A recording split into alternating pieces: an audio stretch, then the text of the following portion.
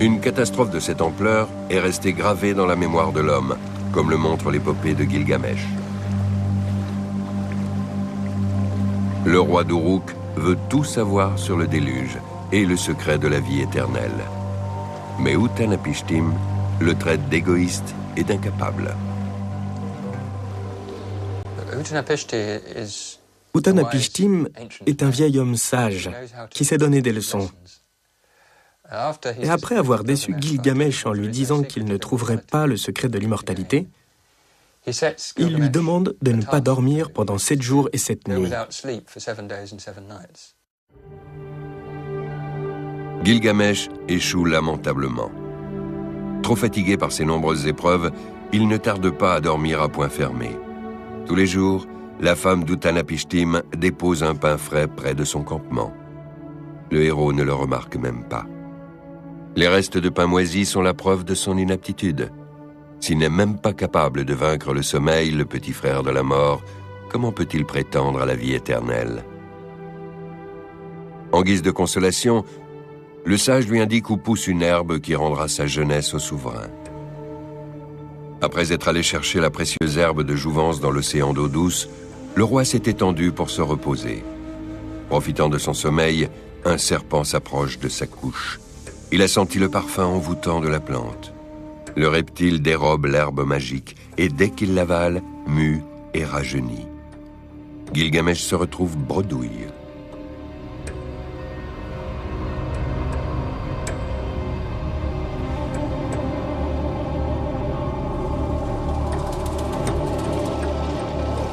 Au comble du désespoir, le roi entame une métamorphose intérieure. On se lance dans de grandes aventures, on échafaude des projets dans l'espoir d'en tirer profit. Et au final, on se rend compte qu'il n'y a rien à gagner.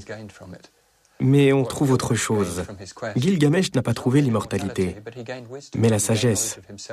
Il a appris à mieux se connaître et à mieux connaître sa part d'humanité. Voilà ce qu'il a rapporté à Uruk.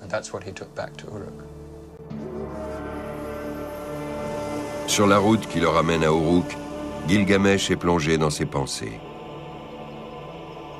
À présent que le long chemin de la connaissance est derrière lui, il doit accomplir sa destinée, protéger le peuple de Sumer et subvenir à ses besoins. Lui, le tyran qui se voulait l'égal des dieux, est devenu un bon berger, comme le raconte l'épopée. Gilgamesh a compris qu'il était mortel, comme tous les hommes, et que pour parvenir à la gloire éternelle, il lui fallait accomplir de grandes œuvres. Il s'y attelle sans tarder et met sur pied un gigantesque projet architectural qui doit faire d'Uruk une cité florissante. Il donne la fabrication de milliards de briques en pisé. Tous les ouvriers du royaume sont mis à contribution.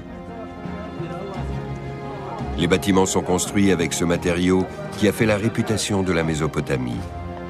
L'œuvre phare du souverain est le mur de protection qui entoure Uruk. Avec ses 11 km de long pour 9 de haut, c'est le plus grand rempart de l'Antiquité.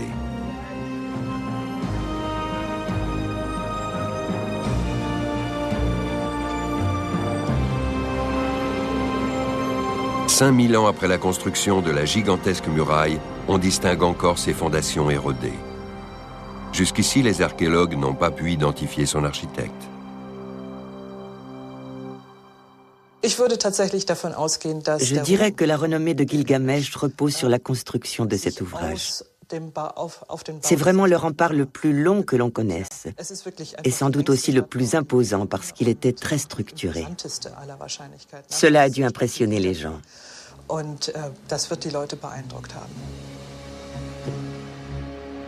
Uruk était une ville imposante et hors du commun. L'épopée vante sa démesure, chiffre à l'appui. 3600 arpents de cité, 3600 arpents de verger et 1800 arpents le temple d'Ishtar. En 1936, la Société orientale allemande engage des archéologues pour mettre au jour le bastion. Ce qui surgit du sable dépasse toutes les attentes. Une saillie se dresse tous les 9 mètres, une tour de guet tous les 100 mètres. Plusieurs pans du rempart ont été construits en briques cuites pour les protéger du vent et des intempéries. Les chercheurs parviennent à dater l'ouvrage entre 2900 et 2600 ans avant Jésus-Christ. Ils font par ailleurs une découverte sensationnelle. Le nom de Gilgamesh figure sur une stèle avec la liste des rois sumériens.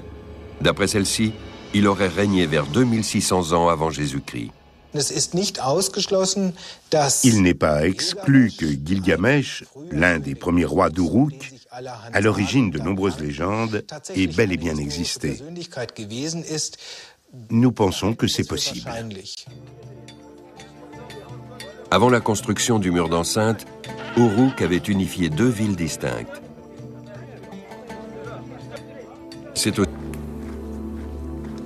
Les segments mesurés confirment les indications des documents anciens. Comme le montre le magnétogramme, un réseau de cours d'eau quadrillait effectivement Uruk. La métropole commerciale était parcourue de larges voies navigables et de petits canaux destinés à irriguer des jardins. Il y avait peut-être même un trafic fluvial à Uruk. Suite aux mesures magnétiques réalisées en 2001 et 2002, nous avons dû revoir complètement notre vision de la ville. Aujourd'hui, je pense qu'elle était bien plus verte et plus arrosée de cours d'eau qu'on ne le croyait. Nous savons aussi qu'un canal coulait tout autour de la ville et que de là, de nombreux petits canaux irriguaient les champs. Ce devait donc être une région très verte.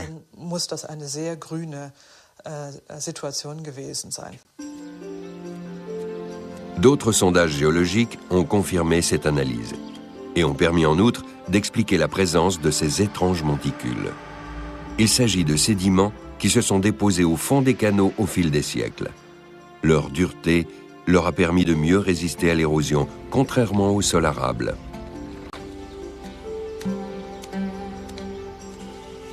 Avec ces découvertes, c'est la première fois que les chercheurs observent une concordance entre les données recueillies sur le terrain et les textes de l'épopée.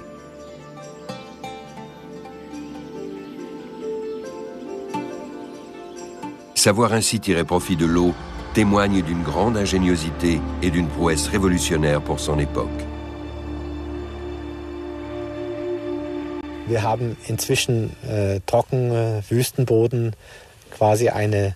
Aujourd'hui, nous avons devant nous un sol sec et désertique, une étendue de terre poussiéreuse où il n'y a ni eau, ni végétation possible. Alors qu'il y a 4 ou 5 000 ans, la ville était sillonnée de canaux. On pourrait presque la qualifier de Venise du désert.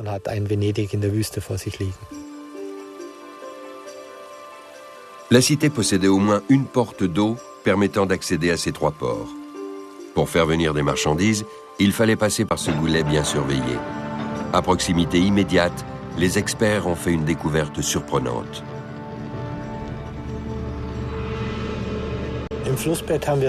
Dans le lit du fleuve, on a découvert une structure architecturale en forme de bloc qu'on ne s'attendait pas à trouver là. L'appareil de mesure a relevé cette structure à l'extérieur de la ville. Un rectangle noir au milieu du cours d'eau. L'édifice, de 7 à 9 mètres de long, est composé de briques cuites, ce qui indique que sa structure était conçue pour être résistante. Aucun chercheur n'a encore étudié cette énorme construction. Puis la traduction d'un texte inconnu sur Gilgamesh est parue à Genève. Dans les années 70, on a découvert des fragments de tablettes cunéiformes dans une ancienne école au sud de Bagdad. Une trentaine d'années plus tard, le sumérologue Antoine Cavigno s'attaque à leur traduction. L'histoire sur laquelle il a planché est près de 1000 ans plus ancienne que celle de Sinlekeunini. Le chercheur suisse la situe vers 2000 avant Jésus-Christ. Les vers décrivent l'enterrement du souverain légendaire d'Uruk.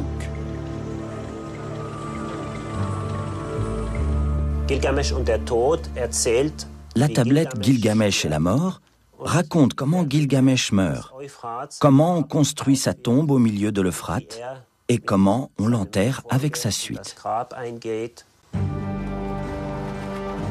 Ils cernèrent l'Euphrate et en vidèrent l'eau. Les graviers se figèrent à la vue du dieu Soleil. Dans le lit de l'Euphrate, la terre sèche se brisa. Il fit construire la tombe en pierre, les murs en pierre, les verrous et le seuil de la porte en diorite très dur, et fit recouvrir les poutres d'or pur. Les archéologues savent que, dans bien des civilisations et à différentes époques, les souverains étaient enterrés avec leur suite de serviteurs. Il en va peut-être de même pour le rite funéraire célébré à Uruk. On n'en a pas la preuve scientifique. Margaret van Hesse, pour sa part, ne voit pas de lien entre la description du tombeau et ce qu'on a découvert à Uruk. Ce qui est frappant, c'est qu'on a trouvé des tombes de serviteurs datant du début du 3e millénaire, ce qui correspond en gros à l'épopée de Gilgamesh. Et la tablette, Gilgamesh et la mort, décrit une situation analogue. Nous sommes donc bien à la même époque, ce qui est évidemment très intéressant. En 1927, l'archéologue britannique Leonard Woolley met au jour, à Ur, au sud d'Uruk, une grande nécropole contenant plusieurs chambres funéraires. Il y trouve quantité d'offrandes en or destinées à accompagner le défunt dans l'au-delà, et des tombes de serviteurs.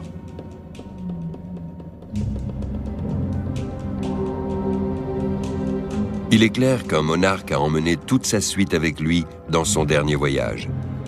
70 squelettes, soigneusement alignés les uns à côté des autres.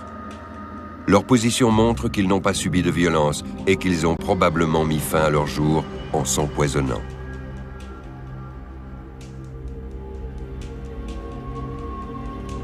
Les rois d'Ur connaissaient peut-être la légende de la mort de Gilgamesh et en ont repris le cérémonial. Se pourrait-il que le bâtiment en pisé, situé dans l'ancien cours de l'Euphrate, à Uruk, ait été destiné à Gilgamesh? Il y a cependant un problème géologique. En effet, le cours du fleuve s'est rétréci après sa canalisation.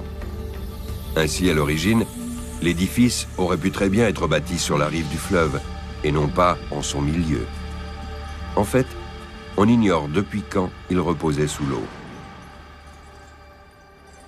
Ce serait formidable de pouvoir certifier qu'il s'agit de la tombe de Gilgamesh. Pour cela, il faudrait d'abord prouver que ce sont vraiment des tombes. Puis on devra entreprendre des fouilles.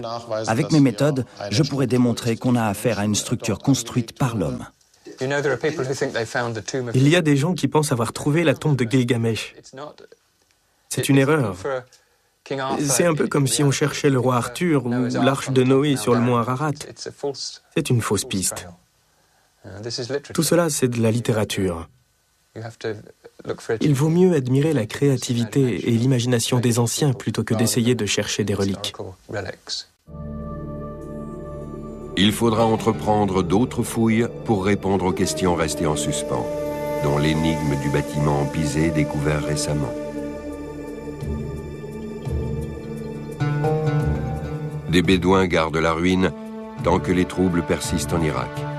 Pour les chercheurs, il ne reste plus qu'à attendre, même si l'issue demeure incertaine.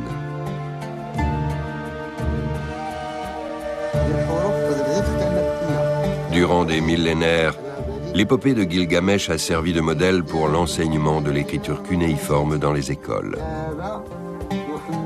Des copies ont circulé en Syrie, en Palestine et dans l'actuelle Turquie. La légende du souverain repenti s'est transmise de génération en génération. Ce n'est qu'avec l'apparition d'alphabets plus simples que l'épopée de Gilgamesh tombera dans l'oubli.